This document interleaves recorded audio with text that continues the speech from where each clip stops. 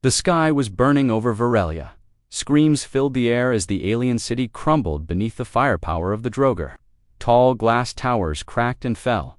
Green blood stained the streets. The Varelians, a peaceful and intelligent species, had never known war not like this. In the central dome of the city, a group of scientists worked desperately. One of them, a tall, blue-skinned male named Zelvar, moved between panels, adjusting signals, scanning frequencies, and ignoring the chaos outside. "Is it ready?" asked Elder Minara, her voice shaking. "Almost," Zelvar replied, tapping the final command. "This signal will reach beyond our galaxy. If there's anyone out there, anyone who can help us, they'll hear it." She nodded slowly. "And what if the ones who hear it are worse than the Droger?" Zelvar didn't answer. His hand hovered over the control. Outside, a deep rumble echoed. Another blast. Another tower gone. He pressed the button. A beam of blue light shot into the sky. It pierced clouds and space. The signal was centimeters, sounds, data all showing. Their pain, their desperation, their need for help. Now they could only wait. Days passed. The Droger surrounded the last cities. Every attempt to resist had failed. Their ships were faster. Their weapons melted through shields. Their troops were cruel, killing even the young. Hope was dying then. The sky changed. A dark shape appeared. Above the clouds, a ship, but it was nothing like the Droger. This one was massive, black and silent. It didn't glow with colors or symbols. It made no sound, no broadcast. It just hovered. The Varelians gathered beneath it. Whispers spread. Was this the answer to their call? Was this their salvation? A hatch opened. From the belly of the ship, a ramp extended. Boots hit the ground heavy, slow, and loud. Figures walked down. Tall, armored, faceless. Their suits were black and sharp. No faces could be seen, no skin, no eyes. Just metal and darkness. The lead figure stopped. A red light blinked from her helmet. She removed it slowly. A human woman stared at the crowd. Her eyes were cold and calm. She looked at the frightened Varelians like a doctor looks at a broken machine. "I am Commander Mara Kent," she said. "You called for help?" Zelvar stepped forward. His hands trembled as he spoke. "Yes, please. Our people are dying. The Droger." "We read your signal," Mara interrupted. "Where's the enemy?" There was no emotion in her voice. No sadness, no anger. Just focus. Elder Minara stepped beside Zelvar. "We are grateful, truly. But we don't want more death. We want peace." Mara tilted her head. "Peace? That's not what your signal showed." She tapped a device. On her wrist, a hologram appeared images from their own transmission. Cities destroyed, families crying, fire and blood. "You asked for help. That means you asked for war," Mara said flatly. "We're the best at that." The other humans stood silently behind her, their weapons still in hand. Zelvar tried to smile. You don't want to see the place where we last saw the Droger." "We already have," Mara said. "We've been watching from orbit. We've mapped every Droger base within 3,000 kilometers. We start tonight." "Tonight?" Elder Minara asked. "Shouldn't we discuss a plan?" Mara looked at her with something close to amusement. "This is the plan." Without another word, the humans turned and returned to their ship. The ramp rose. The black vessel vanished into the clouds. The Varelians stood in silence, unsure if they had just been saved or cursed. That night, the sky turned red. Explosions thundered across the plains. Screams echoed from miles away. The Droger bases burned one by one. The humans didn't wait for day. They didn't ask for orders. They struck like ghosts, fast and brutal. Zelvar stood outside the city dome, watching the horizon glow with fire. Joined him? "Is this what we wanted?" Zelvar didn't answer. He couldn't. The next morning, the humans returned. Their armor was scratched and blackened. One of them dragged a Droger body behind him. No Varelian could look directly at it. Mara stepped forward. Enemy camp neutralized. 76 hostiles dead. 0 prisoners. Zelvar stared at her. "You didn't take any prisoners." She shook her head. "Wasn't necessary. You could have spared some of them." Mara raised an eyebrow. "Why?" he swallowed. "They're still people." She looked him in the eye. "No, they're threats." and we don't leave threats behind. Zelvar stepped back. For the first time, he felt fear not of the Droger, but of the people they had invited. The humans set up a small base near the city. They worked quickly, building towers, scanning the land, marking targets. They didn't sleep much. They didn't talk much, but when they spoke, their words were sharp and strange.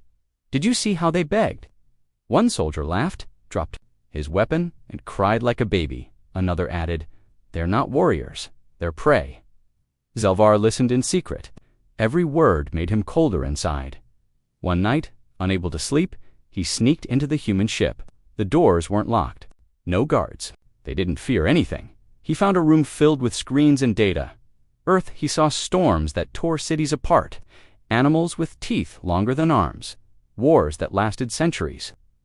He saw how humans lived on a planet that tried to kill them every day, and they survived. He saw training videos of children holding guns, simulations of war, cities built to be destroyed and rebuilt. Earth was not a world of peace. It was a world of violence, pain, and endless struggle. He turned and ran out of the ship, heart racing. The next morning, Mara found him near the edge of the city. "You saw it, didn't you?" she asked. Zelvar nodded slowly. "Your world, it's death." She didn't deny it. "We're called Deathworlders by the rest of the galaxy because Earth raises monsters. Only the strong survive there." Zelvar looked away. "We didn't know what we were asking for." Mara stepped closer. "But you asked, and now we're here." He met her eyes again. "What will you do after the Droger are gone?" She paused for a long moment. "That depends. Will there still be enemies left?" He didn't reply, and neither did she. The city was quiet. Too quiet. The Varelians stood on their platforms, looking up at the human base rising just outside the dome. Towers of metal grew overnight. Long, thin barrels pointed to the sky and ground. Drones buzzed like angry insects. The peaceful city now had a shadow. Commander Mara Kent stood on the high ridge, looking through her visor. Wind blew across her dark armor, but she didn't blink. Behind her, 3 of her soldiers stood waiting, motionless, their gathering. "Again," one soldier said. His voice was flat, tired. "I see them," Mara replied. Below, a Droger patrol moved through the forest. 20 strong, claws, rifles, armor. They were scanning, searching for the source of their last defeat. "Permission to engage?" the soldier asked. Mara shook her head. "Not yet. Let them get closer. Let them feel safe." Inside the Varelian dome, Elder Minara paced in circles. Her thin fingers gripped her robe. She was nervous. "They're too fast," she said. "Too cold. Too ready to kill." Zelvar sat near a table, watching reports from the field. He looked older now, tired, quiet. "They don't think like us," he said softly. Minara turned sharply. "They don't feel like us. Did you see them laughing yesterday, after the battle?" "I saw," Zelvar whispered. "I thought they would protect us, but they don't protect. They destroy." "They do protect," he said, looking up at her. "They just do it their way." Outside the dome, the ground shook. A massive explosion lit up the sky. The Droger patrol was going to turn to ash. Minara flinched. "They didn't even warn us." "They don't need to," Zelvar replied. "They saw a threat, so they ended it." Later that night, the humans returned to the city. Their boots left marks in the dirt. One carried a Droger helmet, still dripping with blood. They threw it on the ground in front of the city gates. Mara stepped forward. "Threat removed," she said. A small Varelian boy stepped from the crowd and looked up at her. He blinked his big yellow eyes and asked, "Are you heroes?" Mara looked down at him, her face unreadable. "No," she said. "We're soldiers." The boy didn't understand. He smiled anyway and said, "Thank you." Mara didn't smile. Back she walked past him like a ghost. Zelvar met her later near the ruins of the first human strike. The air still smelled of smoke and plasma. He brought a small food pack, offering it to her. "You don't eat our food, do you?" he asked. Mara took it, but didn't open it. "We bring our own." "Why are you still here?" Zelvar asked. She looked into the darkness. "Because your enemy isn't finished yet. We haven't seen Droger ships in 2 days. They're planning something." Zelvar hesitated. "Do you ever stop fighting?" Mara glanced at him. "Do you?" He was silent. Far above the planet, A Droger command ship floated in deep orbit. Inside, General Sorkath slammed his claw against the table, killed 2 patrols, 3 outposts, 1 in a single night, he growled. And they're not using our technology. They're using something worse, said one of his officers. Sorkath snarled, we need to strike hard. End this. Yes, General, the officer replied, but they don't fear us. The room grew silent. At dawn, Mara and her team marched to the outer edge of the forest. They found something strange. No Droger activity, no heat signs, no movement. It's a trap, Mara said. How do you know? One soldier asked. Because I would have set one. They moved forward anyway. Quiet, careful. Every sound was watched. Every bush scanned. Then the first shot came, a Droger sniper. Opened fire from the trees. 1 human fell. Before the others could react, more blasts came from every side. Hundreds of Droger emerged, claws, guns, explosives. They had waited for the humans to walk into the net, but the humans did not run. Mara pulled 2 sidearms and dropped 3 Droger in seconds. Her team scattered using smoke grenades and drones. Fire filled the forest. Branches snapped. Ground exploded. Zelvar, watching from a drone feed, saw the chaos unfold. They're surrounded. He cried. No, whispered the technician beside him. They planned for this. Mara crouched behind a burned tree, blood on her armor. Her voice was calm, over the come. Strike pattern 9. Now, from the sky, the black Earth ship descended. Its underbelly opened, and dozens of small pods dropped like falling stars. They hit the ground with a sharp hiss. Each pod opened. More humans, silent, focused, armed to the teeth. The Droger didn't expect backup so fast. The battle turned in seconds. Humans moved like shadows. Their weapons didn't miss. The forest burned. The screams of the Droger were louder than ever before. General Sorkath watched from his command ship. His eyes widened in horror. They don't fight like soldiers, he said. They fight like beasts. When the battle ended, only smoke remained. Bodies covered the forest floor. Droger blood soaked the roots. The humans walked calmly through the wreckage, checking the fallen, leaving no enemy breathing. Mara stood in the middle, her armor cracked, her eyes steady. Send a message to orbit, she said. Tell them Earth is here, and we're not leaving. Back at the dome, Zelvar couldn't sleep. He walked the halls, thinking of the war, of the humans, of what was becoming of his world. He found the boy from earlier sitting near the edge of the platform. You shouldn't be out here, Zelvar said. I wanted to see the lights again, the boy whispered. When the sky turns red, Zelvar sat beside him. Those lights mean people are dying. The boy looked up. But the bad ones, right? Zelvar didn't answer. His heart felt heavy. We used to sing songs about stars and peace, he said. Now we only hear guns. Later that day, Mara stood in the council hall. You asked for help, she said. Help means war. Elder Minara stood slowly. You've saved us. Yes, but at what cost? Mara stepped forward. You were dying. We stopped it. You changed us, Minara said. Our people cheer when someone is killed now. Even our children play war games. That's not our fault, Mara replied. It's your choice what you become. Zelvar stepped into the room, but you showed us how. Mara's face was unreadable. Better to be feared than forgotten, she said coldly. Then she walked out. That night, a single Droger survivor stumbled into a camp on the far side of the planet. He was burned, broken, bleeding. They came from the stars, he whispered. We thought they were weak. Young Droger asked, Who? The old soldier looked at the sky and said one word, humans. The Droger were retreating. It wasn't just fear, it was terror. Their warships once flew proudly in the sky. Now they hid behind moons and dust clouds. Their patrols moved in silence. Their commanders whispered warnings. Avoid Earth forces. Do not engage. But it was too late. The humans were already hunting at the Varelian city. Things were changing. Children no longer sang peace songs. Instead, they played human soldier, crawling through the gardens with sticks for rifles, making explosion sounds with their mouths. Elder Minara stood at the edge of the dome, watching them. They used to paint flowers, she said. Zelvar stood beside her, tired eyes fixed on the horizon. Now they draw war machines. she sighed. "We are losing who we are." He nodded slowly, "But we're still alive." At the outer edge of the forest, Mara Kent knelt over a broken Droger helmet.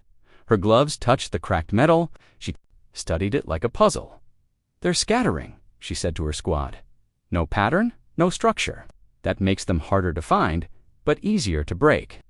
One of her lieutenants, Sergeant Cole, approached. He said, "From the northern colony, Droger ambushed a medical center." Mara stood. Casualties: 14 Varelians dead. 1 human injured. She narrowed her eyes. "Only one," he nodded. "She took out 16 of them before backup arrived." Mara almost smiled. "Good. Send her a medal, and send me a shuttle." The medical colony lay in ruins when Mara arrived. Burned walls, scorch marks, crushed machines. She walked through the wreckage, boots stepping over glass and blood. In one room, a young Varelian boy lay shaking on a table. A nurse tried to calm him. "He saw everything," the nurse whispered. "They used to sing songs. Here, teach art." Now, Mara walked over. She bent down beside the boy. "You're safe now," she said softly. The boy looked at her, blinking slowly. "You killed them?" he asked. "Yes, good," he said. Then he turned over and slept. Mara stood up, silent. She walked out without a word. Later that night, the humans prepared another strike. Mara stood with her officers around a 3D map glowing on the table. "Found their base," she said. "Old mining caverns, deep protected, but not enough." Sergeant Cole tapped a point on the map. "They've got anti-air. We can't drop from above." "Then we go from below," Mara said. "The tunnels." Cole asked. She nodded. "Crawl in, burn them out." One soldier grinned. "Just like home." Zelvar, who had been watching from the corner, stepped forward. "You're going to attack tonight?" "Yes. You haven't even tried to negotiate," he said. Mara looked at him. "You don't negotiate with beasts. You put them down." "They're not beasts. They're soldiers." Mara turned sharply. Then they should have acted like it. She walked away, and the lights dimmed behind her. Hours later, the human team entered the tunnels. No lights, no sounds, just dirt and old steel. The tunnels were ancient, left behind from a forgotten mining race. The Droger had filled them with traps, razor wire, gas, explosives, but none of it stopped the humans. One by one, the humans moved like shadows. Sergeant Cole whispered, "Overcomes hostiles. Spotted room with 5 Veeding, unarmed. Confirm IDs. Droger, male, no weapons in hand. Engage." Cole didn't hesitate. Flashbang, grenade, silence. The room was cleared in seconds. Back at the city, a young Varelian named Tila watched the human battle feed on a glowing screen. Her eyes were wide with awe. "They're amazing," she whispered. To her brother, "They're scary," he replied. "They're both," said Zelvar, walking in behind them. Tila smiled. "I want to be like them one day." Zelvar knelt beside her. "No, little one, you don't. You think you want power, but power has a price." She didn't understand. She was too young, but she would dot in the tunnels. The final chamber was sealed. A massive steel door blocked the humans. Inside, Droger soldiers waited. Their leader commander, Zarak, growled into his cum. "They're almost through." Another Droger trembled. "They killed everyone. No mercy." Zarak's eyes burned. "Then we give them something to fear." They had one weapon left, an old prototype, forbidden, illegal.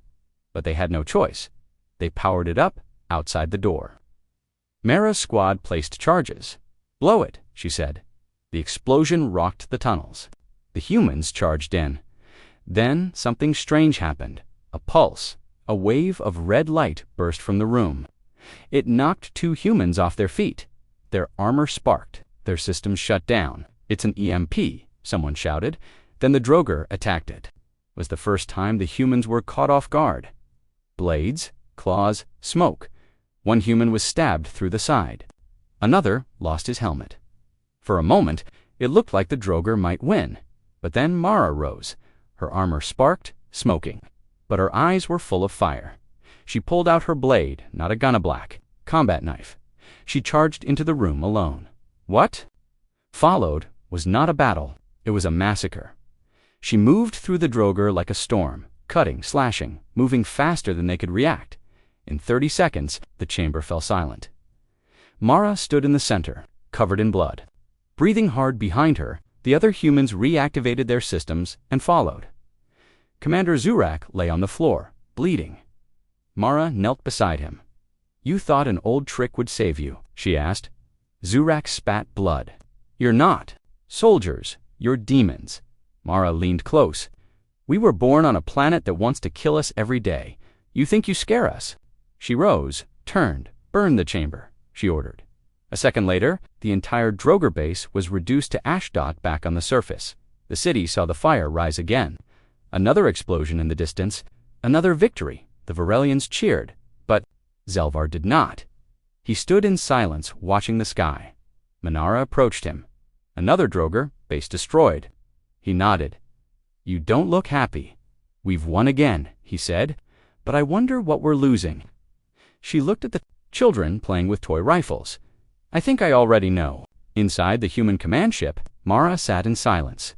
A hologram played in front of her images from Earth. Wild storms, lightning, floods, burning cities, screaming soldiers, celebrations over bones. She turned it off. Sergeant Cole entered the room. "We've received a message," he said. "From who? Not sure. Different language, different system." Another distress call. Mara looked up. "So soon?" He nodded. She smiled, cold, quiet, deadly. The night was cold, but the fires still burned. Ash fell like snow outside the Varelian dome. The sky was painted in dark red from distant blasts. Somewhere far away, another Droger base had fallen. The humans didn't rest. They didn't slow down. They hunted every night inside the city. Elder Minara sat with Zelvar in the observatory. "Our stars used to shine brighter," she said quietly. "They're hidden behind smoke now," he replied. She turned to him. "Do you think the Droger will stop?" Zelvar shook his head. "They will run, but not stop. They're proud, angry, scared, but they will return." "And the humans?" Zelvar didn't answer right away. He stared at the horizon, where the Earthship glowed faintly in the darkness. "They won't leave until there's nothing left to fight." Down in the human base, Commander Mara stood in front of a giant screen. The new signal had arrived, strange symbols, unfamiliar language, distorted voices. She stared at it. "Another planet," she said softly. "Another species crying for help." Sergeant Cole stood behind her, arms crossed. "Could be a trap, maybe," she replied. "But Earth doesn't ignore a distress." "Call, should we finish the Droger first?" Mara turned slowly. "We finish what we started, and then we keep going." In the Varelian council chamber, the air was tense. The surviving leaders sat in a circle of light. Some were silent, some were afraid, and a few were angry. Elder Viren, the loudest voice, stood. "They promised protection, not destruction," he shouted. "Everywhere they go, the land is ruined." "They saved our cities," Zelvar said calmly, "and replaced peace with war games. Our children dream of rifles." "We were already dying," Zelvar replied. Minara added, "Would you rather be dead with honor or alive with scars?" Elder Viren didn't answer. His eyes narrowed. "They're not here for us. They love the war. They need it." A younger council member spoke softly. "Maybe they're both our saviors and our curse." That night, a Droger ship entered the atmosphere. It wasn't a warship. It was small, damaged, smoking from one side, crashed outside the city in the Dead Valley. Alarms blared in the human base. Mara responded instantly. "Send drones, send fire teams, secure the site." Zelvar, hearing the commotion, followed her to the ridge, a Droger scout. He asked, "Maybe?" she replied, "or bait." When they reached the crash site, the scene was strange. The Droger ship was open, no defenses, wires hung like vines. Inside, they found only one survivor, a young Droger, unarmed, bleeding, barely breathing. The human soldiers raised their weapons. "Stand down," Mara said. The Droger coughed, trying to speak. His voice was weak, broken. "Came to warn you." Mara stepped closer. "Warn us? About what?" "He's coming," the Droger whispered. "General Krath, the butcher. He doesn't run. He doesn't hide." Mara's eyes narrowed. "He's on this planet." The Droger nodded. "He saw what you did. He wants revenge. He brings the fire. Then he collapsed. Dead. Mara stood still for a moment, then turned to her team. Send the body to our medbay. I want every inch scanned, and find this craft later.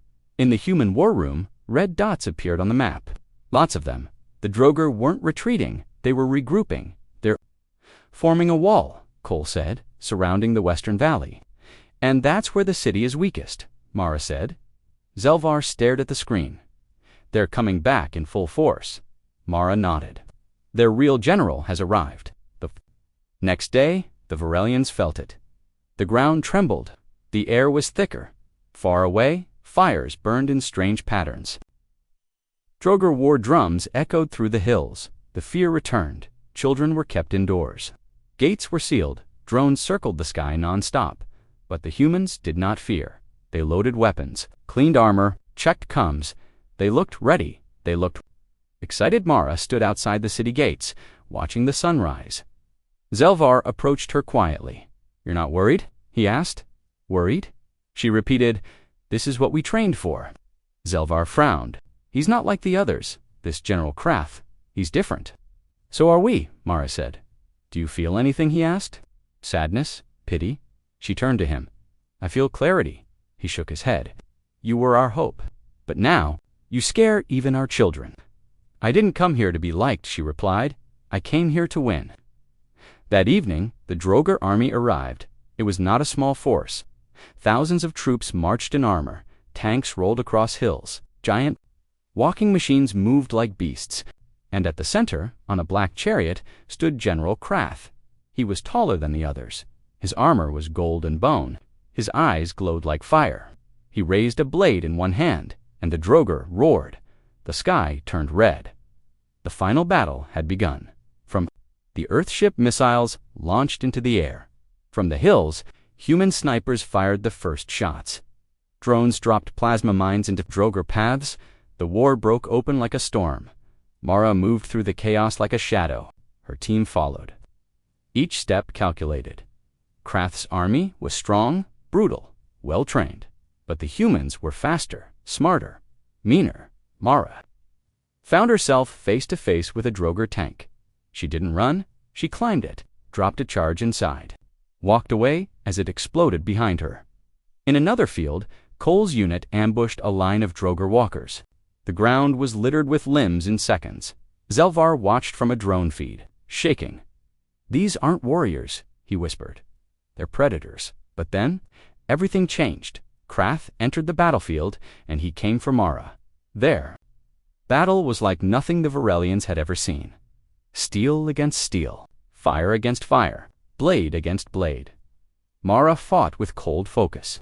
Krath fought with rage. He roared, swinging his giant blade. She ducked, countered, struck his ribs. He grabbed her by the throat. She slammed her knife into his arm. The fight lasted 5 minutes. Only one walked away. It was Mara. She stood, bloodied and bruised, over his broken body. Her team surrounded her. Krath tried to speak. You are not human. Mara leaned down. No, she said. I'm worse. And she ended him. The Droger fled. Every last one. The battle was over. But the war was not. Because now, the humans had tasted something deeper: victory. Yes, but also power. And power, once given, never rests. Back at the dome, Varelian children watched Mara walk through the gates. They didn't run. They didn't cheer. They stared, with fear, with awe, with silence. Manara whispered to Zelvar, What have we done? And Zelvar replied, We called monsters to save us. And they answered. Smoke still rose from the battlefield. The ground was black, broken. The Droger army had been crushed, scattered like insects after a storm. Bodies lay cold under the dawn light. Machines still burned. No songs of victory were sung. No cheers. Only silence.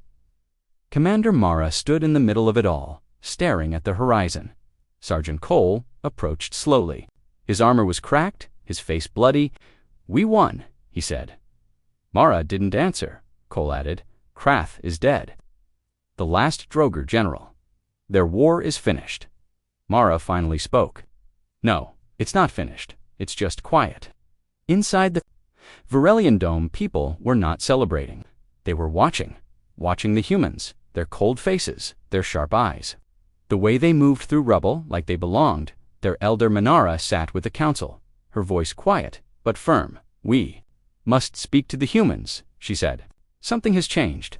"They saved us," one member replied. "Yes," Minara agreed, "but at what cost? The Droger are gone, but peace hasn't returned." Another elder whispered, "We're afraid of them now." Elder Viron stood. "They were never here to save us. They were here to destroy our enemies, and they enjoyed every moment." In the Earth warship, a new signal arrived, another cry for help, another voice from a distant world. Mara looked at it for a long time. Sergeant Cole leaned against the console. "It never ends, does it?" she replied. "It's not supposed to." "That's the point." He raised an eyebrow. "You want to go again?" Mara turned, her voice calm. "We're not the people who wait for war to come. We go where the war is." That night, the Varelians held a small ceremony, a memorial for the fallen. Candles were lit, names were whispered. No music played, just silence. Mara and a few humans stood outside, watching. Zelvar approached her quietly. "You did what no one else could," he said. Mara nodded. "We were built for it, but we are not," Zelvar replied. Mara looked at him. "You asked for help? We asked for protection," he said. "Not destruction, not fear." She said nothing. Zelvar's voice lowered. "When you leave, we will rebuild. But our children will remember the screams, the fire, and the humans who brought both. They built new structures. They built new structures, not weapons, labs, training centers. They started taking Varelians inside, teaching them Earth tactics, war logic, battle formations. You don't have to be weak," Cole told a young Varelian during a drill. "You can learn to fight, to protect your own." The child asked, "Will I become like you?" Cole paused, then answered, "Only if you have to." The council called an emergency meeting. "This is wrong," Elder Viren snapped. "They are training our young for war," Minara replied. "But is that not what we need in this new galaxy? The Droger may be gone, but others will come." Viren pounded his fist. "Then let us prepare ourselves, not become like them." Zelvar stood and said quietly, "Maybe we already are." The room fell silent. 2 days later, the Earthship's engines powered up. Lights filled the sky. People came outside to watch. Children pointed at the massive vessel rising. But it didn't rise, it landed. New cargo was unloaded. Supplies, weapons, humans. More soldiers. Minara stared from the tower. "Why are they bringing more troops?" Zelvar's face went pale. "Because they're not leaving. This planet is becoming a base." In the Earth war room, Mara stared at a galaxy map. Red dots blinked on 6 worlds. Reports from the outer rim. Cole said, "Slave camps, pirate fleets, species on the edge of extinction." Mara's fingers traced the lines on the map. "All waiting," she whispered, "for someone to fight back." Cole asked, "Are we still heroes, Mara?" She looked at him. "That depends who writes the story." Meanwhile, in a dark corner of the city, a small group of Varelians met in secret. They spoke in whispers. "They're not going to leave. They're changing our children. This is no longer our planet." One of them, a young woman named Saurian, stood up. "We must take our world back," she said. "We must resist, quietly, but strongly." A rebel movement was born, not against the Droger, against the humans. One night, a human patrol vehicle exploded on the outskirts, an ambush. No one claimed responsibility. Mara arrived at the scene. Fire lit up her face. Soldiers stood silently. Eyes scanning the shadows, she turned to Cole. "They're starting to hate us." He nodded. "We were never supposed to stay," Mara said, but Earth gave no orders to leave. Inside the dome, Zelvar sat with Saurian. "You don't understand them," he warned. "We don't need to," she replied. "They brought strength, yes, but now they want control. They are dangerous." "So are we," she whispered. At dawn, a message played across the city screens. It was Mara. Her face was calm, her voice cold. "We came here to protect you. We fought for your freedom, but freedom is not free. It must be protected. That's what we're teaching you." The message ended with Earth's flag waving in firelight. The city was silent again. Later that day, a child asked Zelvar. Are the humans good guys? He didn't answer right away, then said, they are good at war. Do you trust them? Zelvar replied, I trust them to win. I don't know if I trust them to leave. Back in the Earth command ship, Mara received a final message from Earth HQ. It read, New mission authorized. Prepare the Varelians for expansion campaigns. Your world is now a forward base. Mara smiled slightly. It had begun not just one war, but many, and Earth's monsters were ready as the stars shifted above the quiet planet. The Varelians looked up and whispered the same question. Did we survive the Droger, only to fall to our saviors? The training camps grew larger every week. What started as small drills had turned into full military academies. Human instructors barked orders. Varelian students followed with nervous eyes and shaking hands. War was no longer a memory. It had become their future. Mara watched from a high platform. Progress is steady, Cole reported. They learn fast. They have to, she said. The galaxy doesn't wait for the weak. Cole hesitated. Do you think we're going to? Far. Mara looked down at a young Varelian boy holding a rifle bigger than his arms. Ask me that after the next invasion, she replied coldly. In the underground tunnels of the city, the resistance grew bolder. Sarian moved quickly through the shadows, passing messages, weapons, and plans. They have begun mapping our cities, she whispered to her team. Not just for protection, for control. One of the older rebels nodded. They build their bases on our homes, train our youth, watch everything we do, another hissed. We traded the Droger for new masters. Sarian's eyes burned. With anger, then it's time to remind the humans, we are not pets. We are not projects. We are not property. 2 nights later, an explosion shook the east side of the training compound. 3 human instructors dead. 1 supply cache destroyed, no warning. No message. Mara arrived moments later, flanked by soldiers in dark armor. Scanned the area, they used stolen tech Varelian pattern. Someone inside helped them. Then root them out, she said. One by one, the next day a group of Varelian children were pulled from the academy and taken away by human officers. No explanation, no trial. Their parents begged for answers. They were learning. One father cried, not fighting, but the soldiers said nothing. Their helmets reflected the sun like cold steel faces. Sorian watched it all from the rooftops. They're not teaching us, she whispered. They're turning us into them. And when we resist, they disappear us. Inside Earth Command, Mara reviewed the reports. Cole stood quietly beside her. You know this won't stop, right? He said. She glanced at him. They fear us now, he continued, even the ones who once called us saviors. Mara nodded. Good fear keeps people in line. Cole's voice dropped. So does hate. Mara said nothing. She turned her eyes back to the next mission briefing. Another nearby. System in distress. Another planet calling for help. Another war waiting on the edge of the city. Zelvar met with Sarian. You can't keep attacking them, he warned. They will crush us. We already live under their boots, she replied. At least this way we fight with honor. They saved us, he said. No, Sarian hissed. They saved their reputation, their pride. They used our war to sharpen their blades. Zelvar looked down. And what are we now? She answered. We are what they fear. We are the ones who will not bow. Late that night, Earth Command was hacked. For 10 seconds, every screen in the human base flashed the same words. We asked for help. You brought chains. Mara stood frozen as the words vanished. Cole raised an eyebrow. You want me to find them? Mara's voice was like ice. No. I want you to remind them what Earth does to enemies. The next day, 2 city blocks were locked down, troops patrolled the streets. Drones buzzed above, entire families were questioned. Anyone without Earth-issued ID was detained. Zelvar walked the city, seeing fear return to his people's eyes. The same fear they once felt under the Dr. Ogar. At night, he sat alone, whispering, what have we invited to our world? Meanwhile, in orbit, a second Earthship arrived, larger, deadlier. Mara stood on the landing platform, watching it descend. Cole stood beside her. Reinforcements, no, she said. Phase 2. Cole frowned. What's Phase 2? looked at him. Permanent integration. Earth wants this world ready for campaign. This is no longer a rescue mission. It's a forward outpost. Cole stared at her. You knew this all along, didn't you? Mara's eyes didn't blink.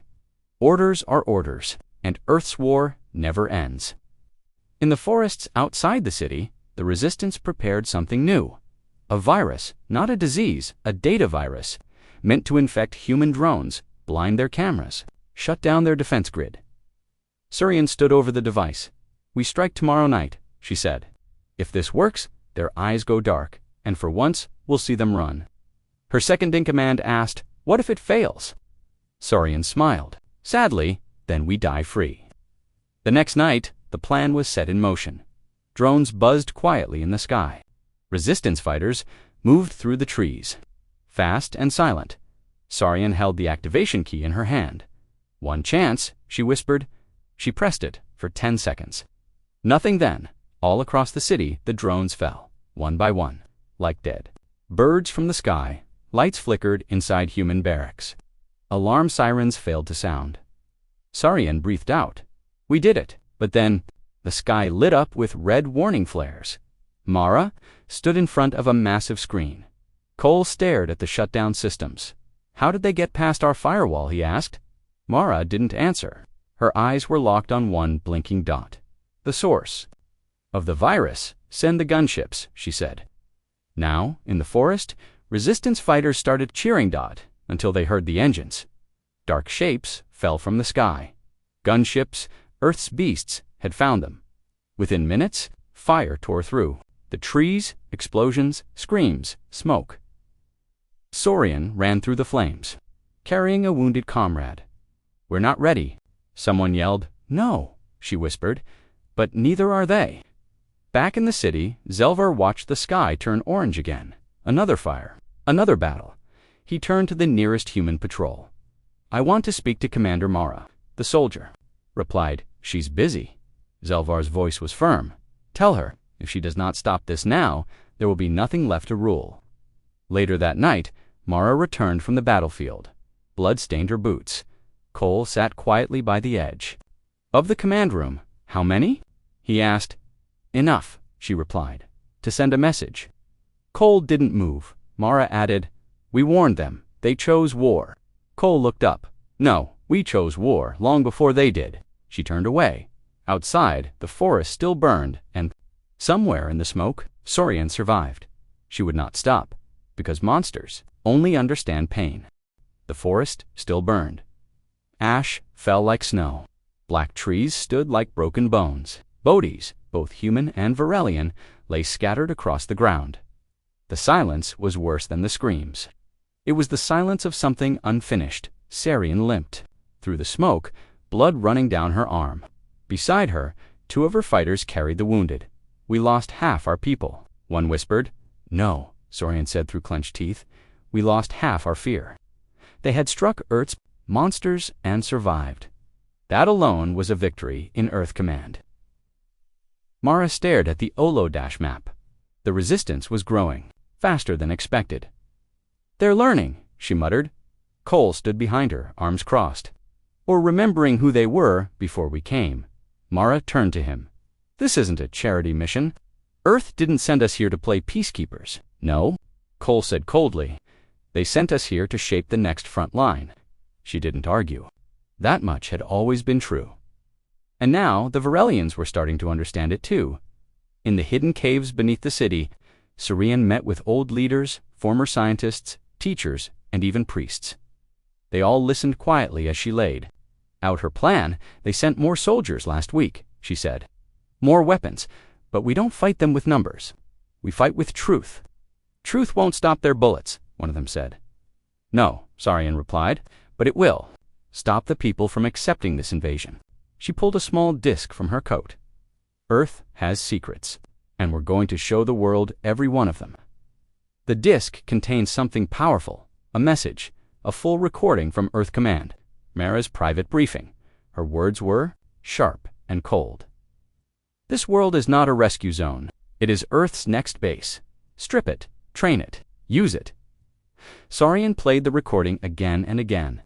each time feeling the anger grow inside her. "They never came to help," she whispered. "They came to own." The video leaked 2 days later. Every screen, every device, even the education centers, all showed the same thing: Mara's voice, her cold plans, the betrayal. At first, Earth Command tried to shut it down, but it was too late. The people had seen. The fire was already burning. Across the city, protests began. Varelians dropped their training rifles and refused orders. Parents pulled their children from the academies. Loudspeakers shouted one phrase again and again: "We are not Earth's army." Mara stood in the main tower, watching the streets below. "They've turned against us," Cole said quietly. "They were always going to," Mara replied. "Hope is a weak leash." Cole shook his head. "And fear doesn't last forever." She didn't answer. Instead, she pressed a button on her wrist. "Activate lockdown. Send in the black units." Cole's face went pale. "You can't be serious. They want war," she said. "Let them see what Earth does to traitors."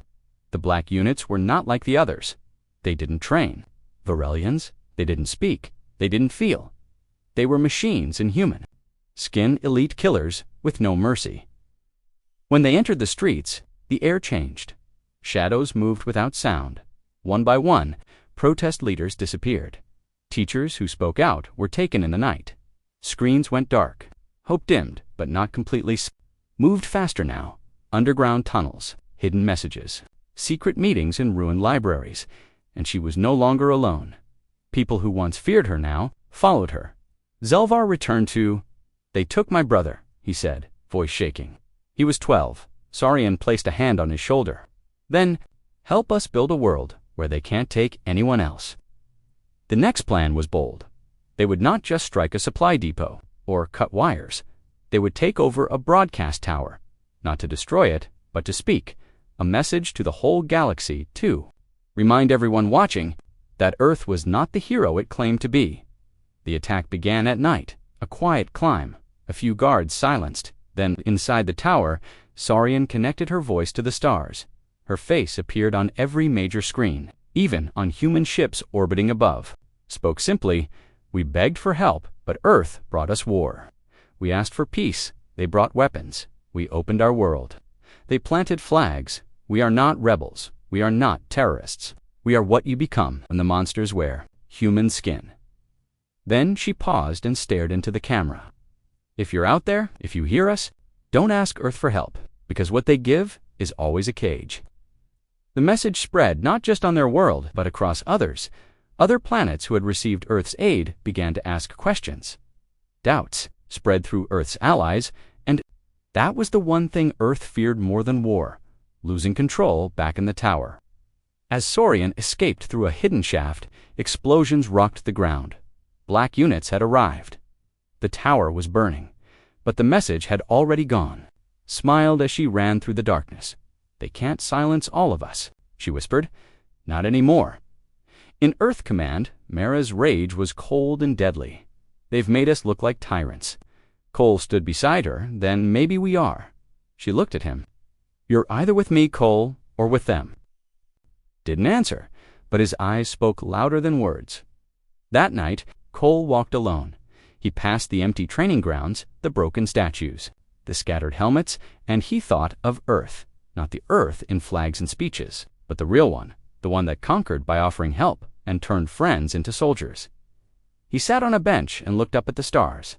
"Maybe we are the monsters," he whispered. And far in the distance, Saurian gathered her people once more. This war was no longer just for freedom. It was for truth. And truth was something no weapon could kill. The message from Saurian had spread far beyond anyone's plans. It wasn't just her planet watching anymore. Now other worlds, other species, were asking questions, and Earth's perfect image had started to crack. One voice had become a storm. Mara stood in the command center, staring at dozens of news reports, protests, and space transmissions on the screens. Her eyes were cold, her jaw locked. "We underestimated her," she said. Cole stood beside her, arms folded. "You mean we underestimated the truth?" She turned sharply. "Truth doesn't win wars. Power does." He didn't answer. But she noticed he wasn't standing as close anymore. Even her own people were drifting down below. The people were changing too. They no longer looked afraid, not even the young ones Saurian had given them. Something no gun could give. Belief. Children, who once saluted Earth banners, were now tearing them down. Old men who had hidden in silence now stood guard at rebel meetings. Families shared stories of what Earth soldiers had done, stories that no one wanted to remember. Until now, they took our skies. One farmer said, they took our sons. Now they'll take our silence too. Saurian sat in a dark tunnel, planning her next step. Zelvar was beside her, studying maps. They're weak near the eastern towers, he said. If we strike fast— No, Saurian interrupted. Not another battle. Not yet. He looked confused. Then what? We need more than fire. We need a symbol, Zelvar frowned. We already have one. You. She shook her head. No. They need to see that even Earth's own people can turn. Cole sat alone in his room. He watched Saurian's message again, and again, her eyes, her voice. None of it sounded like a lie. He remembered the boy Earth soldiers had shot in the square. He remembered the silence in Mara's voice afterward. It was necessary, she had said, but he had seen the blood and the fear, and he had started to wonder what if Saurian was right. That night, Cole left a message in the rebel Dropbox. He didn't sign his name. He only wrote, I can open the east gate midnight. No traps. Trust me. The rebels didn't know if it was real, but Saurian looked at the paper and said, it's worth the risk, and that night they moved. The east gate of Earth Command was always guarded, but not tonight. The cameras were off. The alarms silent, and standing near the corner was a tall man in a black Earth uniform. Zelvar raised his weapon. Don't shoot, the man said. I'm not here to stop you. Saurian stepped forward. Cole, he nodded. You believe us. Now he didn't speak for a moment. Then he said softly, I've always believed you. I just didn't know if belief was enough. She smiled sadly. Tonight, it is. They entered Earth Command silently. Inside, Cole guided them through side halls, storage rooms, and quiet corridors. No one expected rebels to walk through the front. They reached the server room. The main brain of Earth's mission. Saurian placed a drive into the console. Within seconds, thousands of files began to copy Earth's war plans, secret orders, evidence of forced labor, names of children taken for re-education. All of it. This is how we fight now, Saurian whispered. Not with fire, with proof. But just as the upload neared 100%, the alarms began to scream. Red lights flashed, heavy boots echoed in the hall. They found us, Zelvar hissed. Cole pulled out his rifle. I'll cover the back. Get her out. No, Saurian said firmly. We leave together. But Cole shook his head. I wore this uniform too long. If I walk with you, I'll put bullets in your back. Saurian's eyes locked on his, then die for something better. Cole. He gave her a sad smile. I already am. As the rebels escaped through the tunnels, Cole faced the incoming soldiers. He didn't run, he didn't fire. He stood with his arms up. When Mara entered, flanked by guards, she looked at him like a stranger. You let them in? Yes. Why? He answered simply. Because monsters don't belong on thrones. She raised her weapon and pulled the trigger. The rebels got out. The files were saved by morning. The entire planet had access to Earth's hidden truths. Parents saw the labs where their children were tested. Workers saw the documents proving they were lied to. The skies filled with anger and with hope in the rebel base. Saurian stood before a group of new fighters. Not all of them were Virellian. Some were humans, soldiers who had left Earth's command after seeing the truth. One of them, a young woman named Rena, stepped forward. We want to fight for something real, she said. Not conquest, not orders, just freedom. Saurian looked at her. Then you're one of us now. Above them, Earth Command trembled. Mara watched her empire crack from within, and in the stars above, Earth's leaders grew nervous. This planet, once seen as weak and lost, was becoming a symbol of resistance, of rebellion, of what happens when the oppressed stop begging for help and start fighting back. Mara whispered to herself, if we can't control them, we'll destroy them. She pressed a button, and across the sky, Earth's warships began to descend. The final stage had begun, but this time, the monsters of war would face something stronger than fear. They would face a people who had nothing left to lose. The sky turned black. Clouds weren't the reason. It was Earth's warships, dozens of them descending through the atmosphere like a swarm of metal shadows. People looked up from streets, farms, bunkers, and refugee camps. Some screamed, some fell to their knees, but most just stared in silence, because they knew what was coming. Mara stood on the bridge of the command ship, her face calm, eyes cold. "Begin Operation Silence," she ordered. Below her, the planet would burn, no more. Warnings, no more speeches. Earth had given the rebels a chance to surrender. They refused. Now they would be erased. Saurian sat in the hidden bunker, staring at a hologram of the approaching fleet. "They're coming for all of us," Zelvar said. "We expected this," she replied. "But not so soon," he answered, his voice low. "We barely trained the new recruits. We don't have enough weapons. We don't have enough time. We never did," Saurian said. "But we have something stronger." "What?" She turned to him, her voice clear, lit in people's hearts. Across the planet, rebels moved fast. Old mining equipment became defense cannons. Civilians carried rifles, some shaking, some steady. Young ones were taught how to spot dropships, how to hide, how to fight. But still, fear was thick in the air, because Earth's army wasn't just powerful, it was known for one thing: no survivors. As Earth ships approached, a message went out. A voice, cold and mechanical. "This is Earth's command. All resistance must cease. You have 1 hour to surrender." No one answered, no one bowed. No one bowed. Instead, Saurian spoke on every channel she could reach. "Let them come. Let them try to take what's left of us.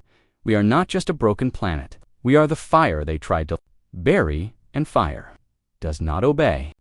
Then the sky exploded. Missiles, plasma rounds, shock waves, Earth ships opened fire on rebel zones, hospitals, communication towers. The ground shook, buildings collapsed, screams filled the air. But in the chaos, something strange happened. Not all Earth ships attacked. Some pulled back. Others never fired at all. Inside those ships, something was changing. Captain Hayes sat in his control chair, staring at the order flashing on screen. "Level Zone 4. No survivors. Repeat, no survivors." He looked at his crew. Half of them were silent. A few looked sick. One was crying. Hayes spoke quietly. "This isn't war. It's murder. But command, I don't care." He stood. "If Earth wants monsters, let them fight without us." He walked off the bridge, and behind him, his crew followed. News of defecting ships spread fast. More captains refused orders. Some landed and joined the rebels. Some fired on Earth's own command centers. The rebellion was no longer just on the ground, it was in the sky, inside the enemy's heart. But Mara had prepared for betrayal. She activated Protocol Black, an elite squad of AI-controlled drones. They had no fear, no hesitation, no soul. They dropped from the clouds like blades, fast, silent, lethal, within minutes. Entire rebel zones were erased. Saurian watched from a monitor as villages vanished in red flashes. "They've stopped listening," she whispered. "They're not even human anymore." Zelvar slammed his fist on the table. "We can't fight machines." "No," she said, "but we can destroy what controls them." She pointed at the largest ship in orbit, the central AI relay. "Take that down, and the drones die." "But how?" She looked around the room. "I'll go." Everyone froze. Zelvar stepped forward. "No, you're the symbol. You can't just walk into space and she'll cut him off." "I'm not asking, I'm telling." Her eyes were sharp. "If we don't strike now, everything ends. The people need more than a voice. They need action." An old shuttle was prepared. It barely worked. Half its systems blinked red, but it could fly, and Saurian didn't need it to come back as she strapped in. Someone approached a young Earth soldier named Rena, who had defected 2 days ago. "I'm coming with you," she said. "No," Saurian replied. Rena looked her in the eye. "I've followed orders my whole life. Bad ones, evil ones. Let me do one good thing before I die." Saurian stared at her for a long moment, then nodded. "All right, let's finish this." They launched at midnight, avoided the patrols, reached the outer shield, then everything went wrong. A defense cannon locked on. Boom. The shuttle rocked, Fire filled the side. Saurian's vision blurred. Her hands bled. "Brace," Rena shouted. They crashed into the relay tower, metal screaming against metal. Everything went black. When Saurian opened her eyes, she was inside the enemy. The AI core was close, glowing, pulsing, alive. But guards were already coming. Rena dragged herself to her feet. "We don't have much time." Saurian limped forward. The AI core stood before her like a giant heart. One shot, that's all it would take. But her weapon was gone, and the guards were near. Then Rena grabbed a fallen rifle. "I'll hold them," she said. "You end it, Rena, go." Saurian. Rena turned to face the soldiers alone. Gunfire filled the hall, jammed tools into ports, sparks flew. The walls shook, and then quiet, a pulse, a wave across the planet. The drones stopped. One by one, they fell from the sky. Dead, silent, like puppets, without strings. Rebels saw it first. They looked up, expecting death. Instead, they saw freedom. Cheers erupted. People hugged, cried, shouted, and in the middle of it all, Zelvar whispered, "She did it." Inside the AI tower, Saurian collapsed beside the ruined core, her face bruised, blood on her hands, but she was alive, and she had won. The war wasn't over, but for the first time, Earth was bleeding, and the monsters of war were not so untouchable anymore. Smoke rose from the ruins of the AI relay tower. Saurian stood at the edge of the broken platform, her body weak, her heart pounding. She looked up at the sky. The drones were gone. The silence that followed was loud, like a breath the planet had been holding for years. Finally released, but she knew this wasn't the end. It was just the beginning of the final war. Zelvar looked over a field map inside a ruined bunker. Rebel leaders stood around him, tired but alive. "The death machines are gone," he said, pointing at the destroyed drone zones, "but the Earth fleet is still here, and they are angry." "They've started bombing cities again," said one commander. "Civilian zones. No warnings. They want to punish us," another replied. "For daring to fight," Zelvar nodded. "Then we give them a reason to fear us." Saurian returned to base 2 days later. Her shuttle was damaged. She had burns across her arms, but when she walked in, everyone stood, not in silence, not with fear, but with hope. Cheers erupted. She raised her fist, the signal of rebellion, and they roared even louder. But her voice was firm when she spoke. "This is not over." She looked at each of them, one by one. "They think we are broken. That fear will finish us. But I say this, we will not die begging, we will not kneel. We will show Earth what happens when monsters push too far." Mara stared at a screen on Earth's high command ship. Her face was pale. "They destroyed the relay tower," said one of her officers, "and the drones. Gone. All of them." Mara's hands clenched. "This wasn't supposed to happen. We were supposed to crush them." "The rebels have grown stronger, General," he said carefully, "and some of our own are helping them." Mara turned sharply. "Then we burned the entire planet." "Ma'am, total orbital strike. Every zone. No survivors. That's an order." She walked away without waiting for a reply. Intercepted the message. "Total annihilation. No more battles. No more surrender. Just fire." Saurian stood in the center of the bunker with her team. They had one choice left. One final move. "The command ship," she said, "we destroy it. We kill the chain of command. Everything else will collapse." "But how?" Zelvar asked. "It's in high orbit, guarded by everything." "We get there before they press the button," she said. "And what if we fail?" She looked him in the eyes. "Then we die trying. 5 stolen ships, 20 volunteers. Every one of them knew. They weren't coming back." Saurian led them. The launch was quiet, fast, desperate. They passed defense fields, dodged patrols, lost 1 ship in an explosion, but the other 4 made it to the command ship. They slammed into the hangar bay. Fighting began the moment.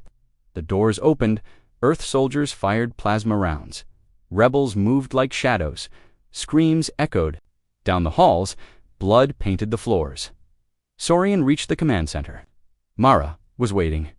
They stared at each other through smoke and broken glass. "You caused this," Mara said coldly. "No," Saurian replied. "You did. We asked for help. You sent monsters.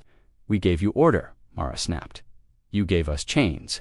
Then they rushed each other. Fists, blades, fury, they slammed into walls, cut through armor, blood spilling across metal floors. Mara was stronger, but Sarian was faster and angrier. The final blow came fast. Sarian stabbed Mara through the chest with a steel rod. Mara gasped, her eyes wide. "You can't win." Sarian leaned close. "We already did." Mara fell, dead. Sarian activated the ship's override controls, set the self-destruct. She turned to the others. "Get out, now." Zelvar grabbed her arm. "You're not staying." She shook her head. "Someone has to make sure it goes through. No remote trigger, no delay, just Mao." He looked at her, pain in his eyes. She smiled weakly. "Tell them, we were never weak." The doors closed, the escape ships launched, and then the command ship exploded. A wave of fire lit the sky. Across the planet, people watched as the monster that ruled them turned to Ashdod. Cheers broke out. Tears flowed. The war was over. 1 week later, rebel banners flew over every city. Earth's forces had retreated. Some surrendered, some vanished, but most were gone. The planet began to rebuild. Towers of smoke were replaced by green fields. The sound of guns faded into the songs of children playing. In the streets and in every home bunker.